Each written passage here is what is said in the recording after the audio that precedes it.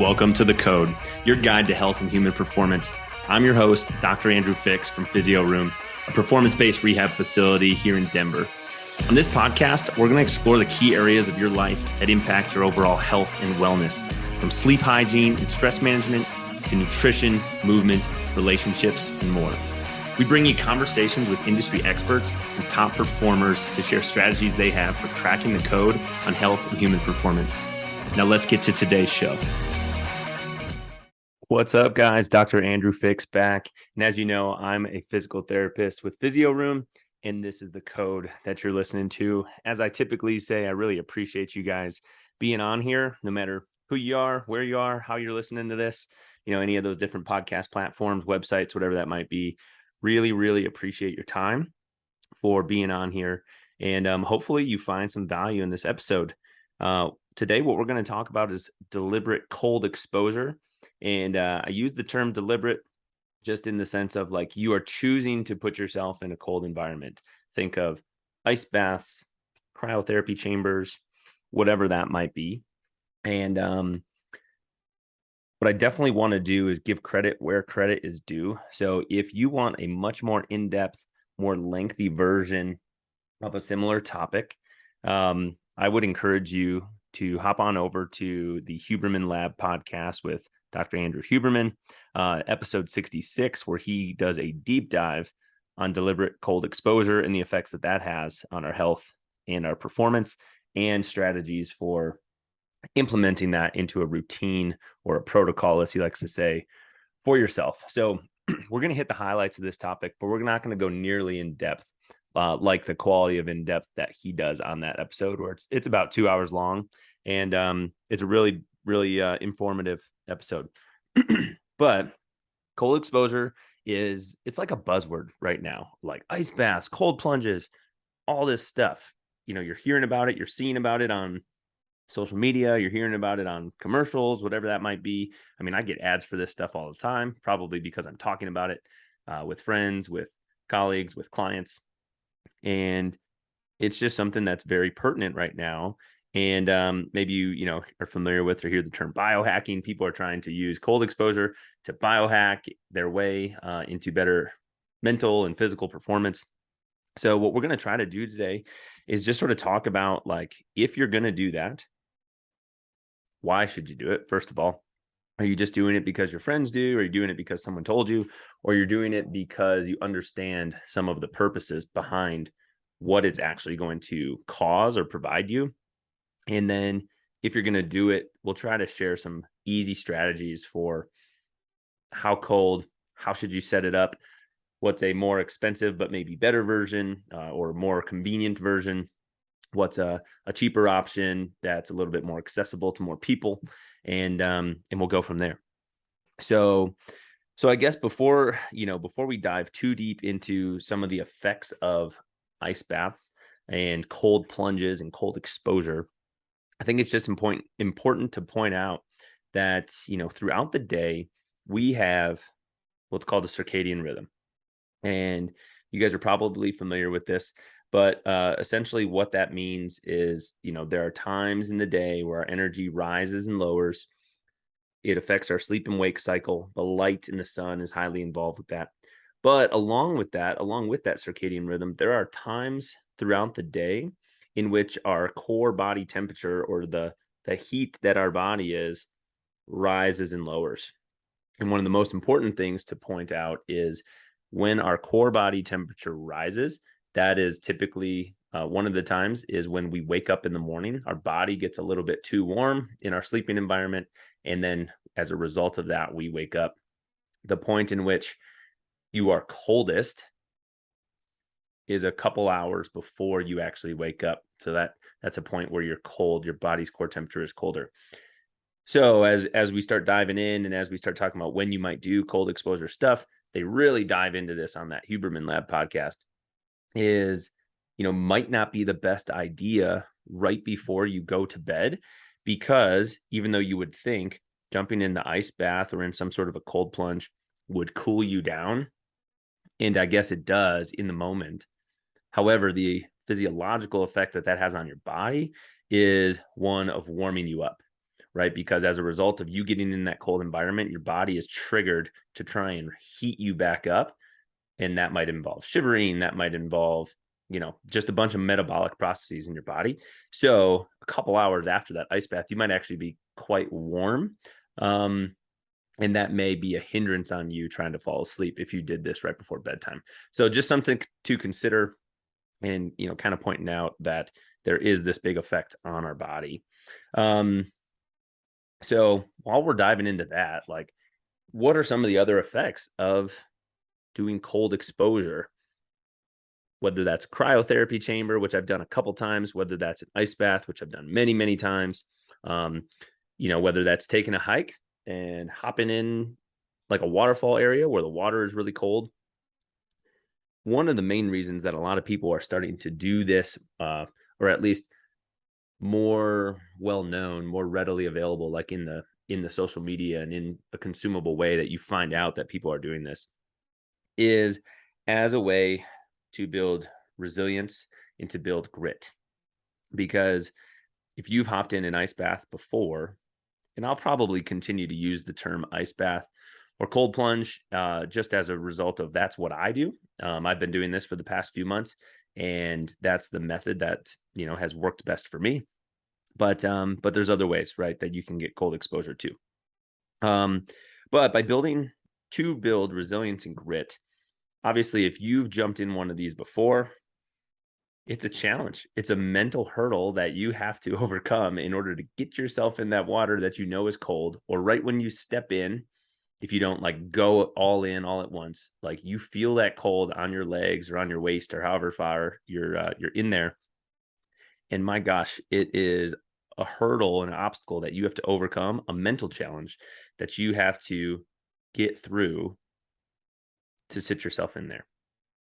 And one of the benefits of that is it helps with carryover into other activities or other situations in your life, right? Because hey, I've climbed this hurdle before, I can do it again. I've jumped in this ice bath 3 out of the last 5 days. I know I can do it today because I've done it before. Now, that doesn't mean it's not going to be uncomfortable, but it just means there's a little domino effect, positive reinforcement. Like, you've done this, you can do it. You have confidence going into it that you can do that. So it just helps with building that resilience and grit. Now, when I introduced the episode, we talked about deliberate cold exposure. One of the ways that we do this is because we are choosing, or one of the ways we build resilience and grit is because we are choosing to do this, right? We're not just stranded somewhere and it's cold, and as a result of that, now we're becoming cold. Like, we are choosing to put ourselves in there. We're making the decision to do it. And that helps you to train your mind and train this voluntary control of, hey, I'm putting myself in this situation that I know is a little bit stressful, but I'm doing this in order to make myself better. Right. And as a result, that's the effect that you get, because our mind is extremely powerful. The mindset that you go into something with can have a huge effect on the effect that you get out of that activity or situation. I've noticed that as I put myself in these ice baths, I mean, one, I feel like I'm getting a little bit better sleep, which is cool. Now I've been focusing on my sleep, so it's not just the ice baths that are maybe causing that. However, I'm feeling like it's a little bit easier for me to handle stressful situations in other parts of my life, whether that's in a workout or whether that's, traffic and somebody on the road frustrated me. I'm just getting a little bit better at handling and adapting to stress that's in my life as I continue to put myself in intentionally stressful situations, because cold, whether you like it or not, has an effect on all of us. It has a chemical, neurophysiological effect on us, and it is stressful. It's a stressor to the body. And we'll probably do an episode on deliberate heat exposure too, also referencing the Huberman Lab podcast, where they'll go much, much more in depth on that. And I would definitely encourage you to listen to that if you have not already, and if you want to learn more about this topic. But that's one of the biggest reasons that people use cold exposure, is to build resilience, build grit, strengthen that like stress handling, stress management kind of muscle, if you will, in their body. Now, another way that I think is also something that you've probably noticed if you've done this, if you've done cold exposure before, is it can be used as a means of increasing your energy and your attention or your focus. And how it does that is by playing on our adrenaline or our noradrenaline um, in our body. As soon as you hop in that cold water or cryotherapy chamber or whatever it is, there is a release of these chemicals in your body that has a direct effect on our ability to focus, on our energy.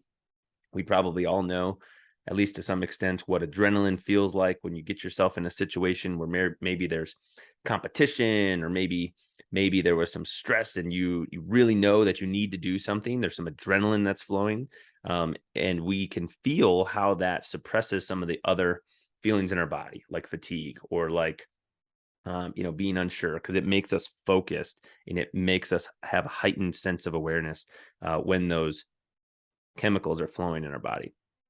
Has an effect on the brain, has effect on the tissues.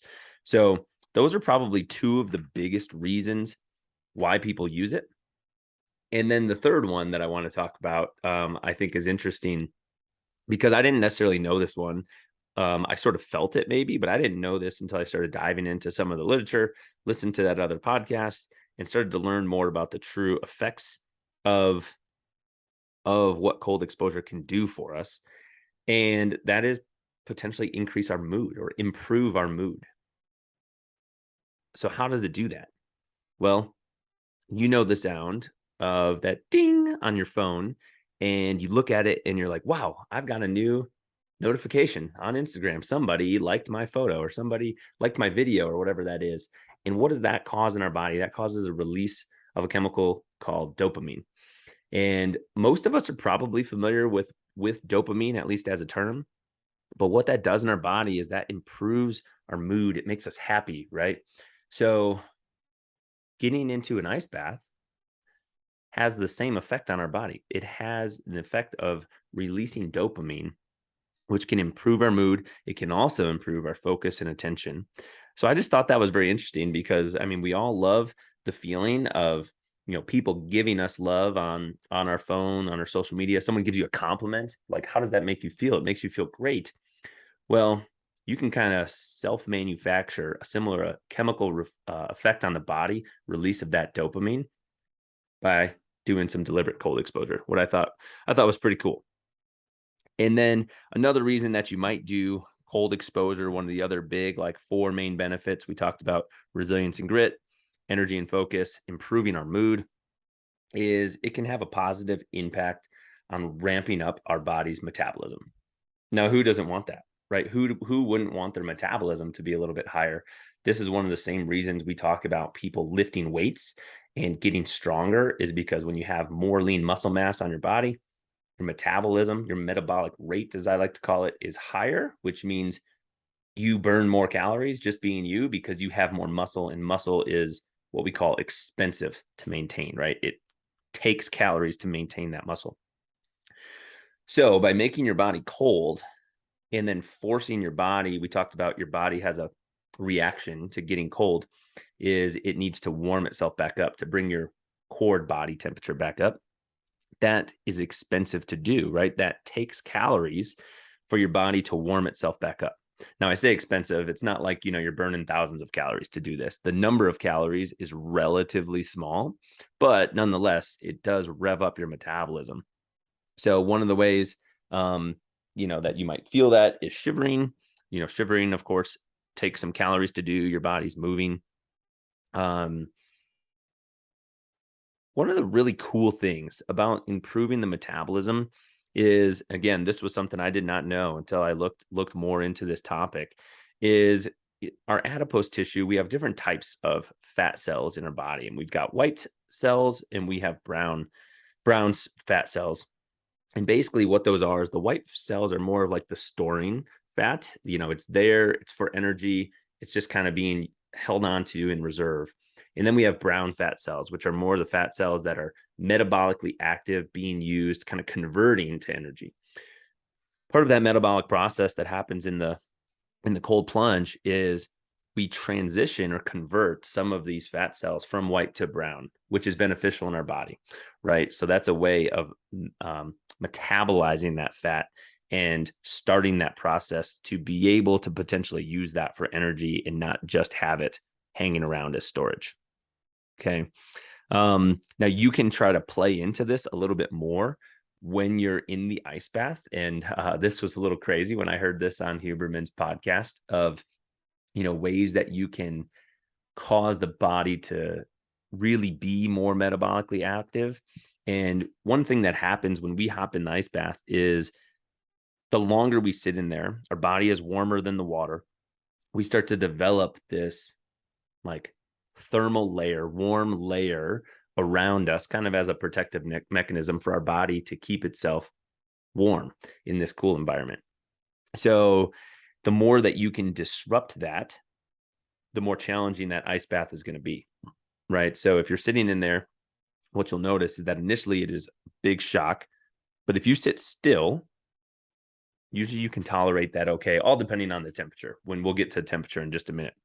But if that water is circulating and if that water is moving and you don't allow that thermal layer to be present there and you just disrupt that, what you'll notice is that that ice bath is a lot more challenging. It feels and it's perceived as much colder because you don't allow that thermal layer to line your body where that water is just a little bit warmer than the rest of the water in your ice bath. Now, this might be true too for a cryotherapy chamber. Maybe if you move just a little bit, that produces the same effect, but I definitely can't say that with certainty. I don't have nearly the experience with that to know. But the more that you can move, the better for making that challenge, making that metabolism a little bit more. Now, I will caution you that that is harder. You will find that the ice bath is harder when you do that. Another thing is our hands and our feet are two of the parts, and our cheeks, the upper part of our face, are 2 and 3 of the parts of our body that are the most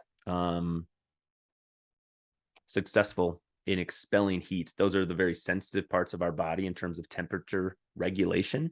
So if you keep your hands and your feet in the ice bath, you'll notice that it's a little bit more challenging. And those are the parts of your body that tend to get really cold. So keeping those in there ramps up the potential effect on your body of doing this cold exposure. And then dunking your head will do the same thing because it impacts that section of our face that I just mentioned. Of course, there's a small amount of breath holding that you have to do in order to do that. The more that you dunk, stay moving, don't get like huddled up, the more challenging that's going to be for you. And that is what I tell people is like a way to progress your tolerance, if you will, to ice baths. If you're able to sit in there and it's not too bad, then try to move around a little bit while you're in there and keep that water circulating. There was one day I was sitting in our ice bath here. I have a tank in our garage, and my wife came up and she was just like, swirling the water around. And my gosh, that made it so much more difficult for me to do that. And after a moment, I asked her to stop because I was getting a little bit cold. But I thought that was interesting. So when we're talking about doing these things and these effects on the body, all of the studies, or most of the studies that have been done on these things, and this might be how you expose yourself to an ice bath if you've taken one, is I remember when I was in college, I used to sit in these and I would only be in it, like past my stomach, up to maybe the middle of my trunk, maybe my sternum, chest area. But I wasn't necessarily in there all the way up past my shoulders, like to my neck. That's what a lot of the studies that explore the effects of cold exposure is. They're talking about being in cold water up past the shoulders, up to the level of the neck, right to the top of the shoulders there. So just for reference, that's what some of this information comes from, is cold exposure up to the neck. Now, if you're going to do this, how cold does it need to be? How cold of an environment do you need to expose yourself to? And the answer, just like a lot of things in physical therapy, is it depends, right? It depends on you, the individual.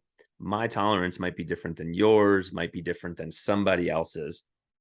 And the answer is that it's unique to you. Now, I'll give you a range that very generally somewhere between 60 and 40 degrees Fahrenheit is generally the temperature that you're going to want to facilitate some of these effects. But that temperature, I can't just give you an answer. It's going to depend on you.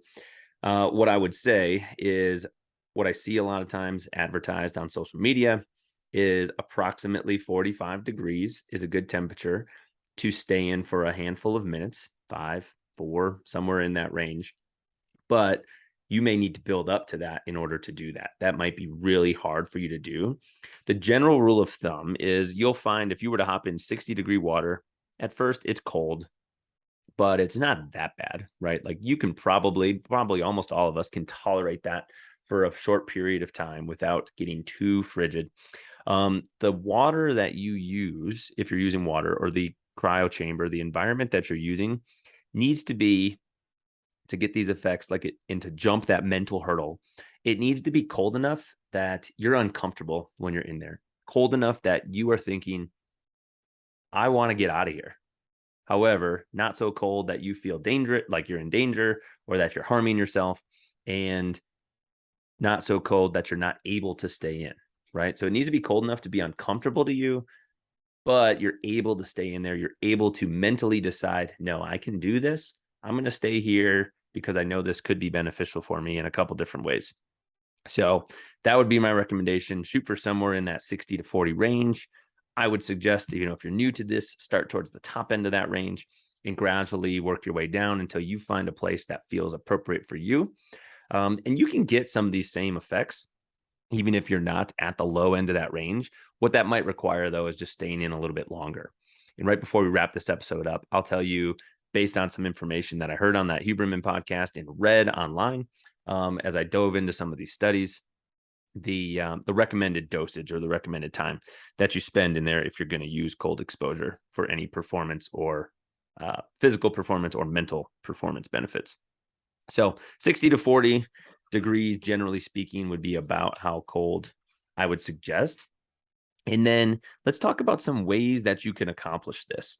So you may be familiar with some brands out there called Plunge, like the Plunge cold white bathtub, or Ice Barrel. These are a couple of very popular options. There are some others out there. I've seen some brands from different parts of the world that have really cool looking ice baths. And, quite frankly, just, at the point that I am in my life, and some of these things are just outside of my price range, or I should say outside of the price that I would prefer to pay for this. I'd rather try to accomplish this a different way. And in our housing situation that my wife and I live in now, we don't have like a ton of extra space. We don't have a big yard to put one of these things. Right now, what I have is what's called a black stock tank. It's just a big plastic tub, essentially, that is often used in more like farming situations. I bought this at a store here in Colorado called Murdoch's. It's more of like an outdoor farm type of store.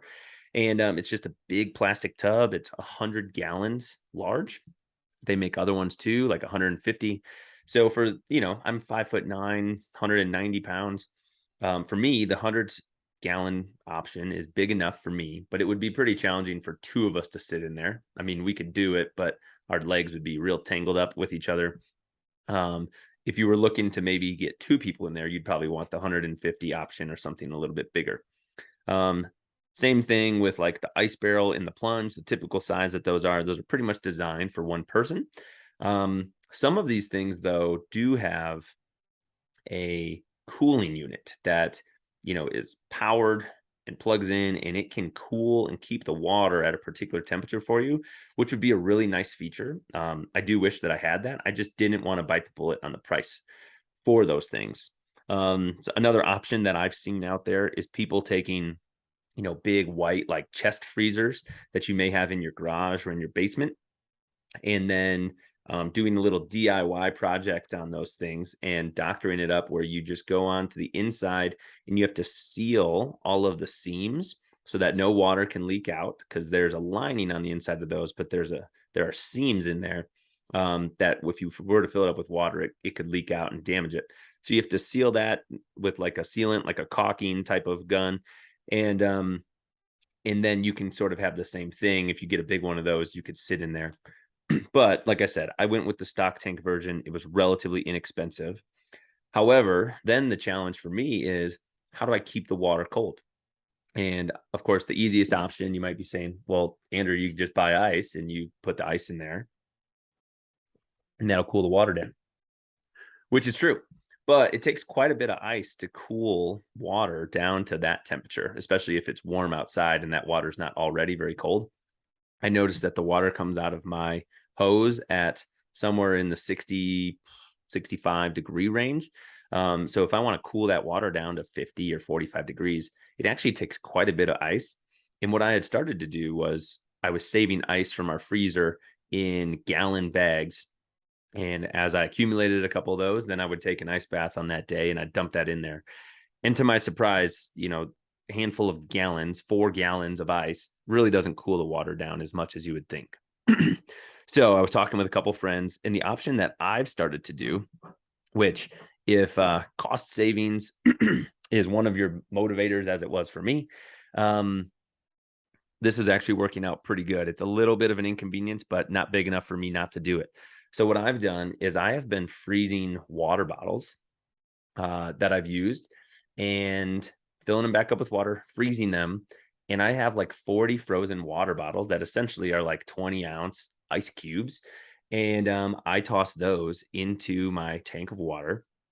And if I wait for about an hour, like I go toss those in, and then I wait for them to start to really cool the water down, I noticed that that's working pretty well and it's reusable.